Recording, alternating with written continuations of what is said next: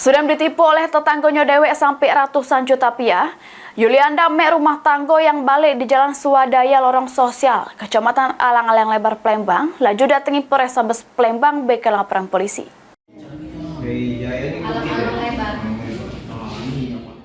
Nasib apes yang dialami Yulianda, mek rumah tanggo yang balik di Jalan Swadaya Lorong Sosial, Kecamatan Alang-Alang Lebar, Palembang, kena tipu sampai ratusan juta rupiah oleh tetangganya dewek. Atas kejadian tersebut, korban laju datangi Polres Sabes Palembang beken laporan polisi dengan harapan duitnya bisa balik lagi. Kejadiannya bermula terlapor HF yang merupakan tetangga korban minjem duit dengan alasan untuk modal buka usaha karena korban merasa percaya sama terlapor, langsung nyerah ke duit sebesar 140 juta rupiah secara bertahap.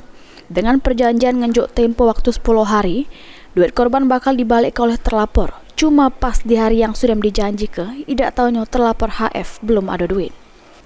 Karena merasa sudah dirugi korban datangi ke rumah terlapor. Cuma pas ditanya oleh korban, terlapor jawab duitnya sudah habis untuk keperluan pribadi, bukan untuk modal.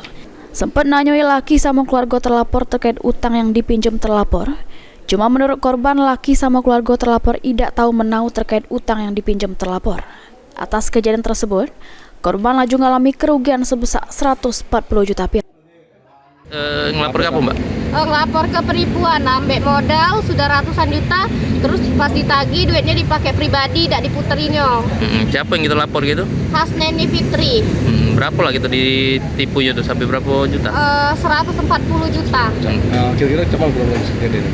Kronologis kejadiannya dia tuh minta modalnya untuk usaha gadai dia dan darah pinjam dia. Kayak itu nah, per 10 hari pas ditagih, ya duitnya tidak kati lagi dipakai dia itulah. Dipakai pribadi ya? Iya, tidak diputerinnya.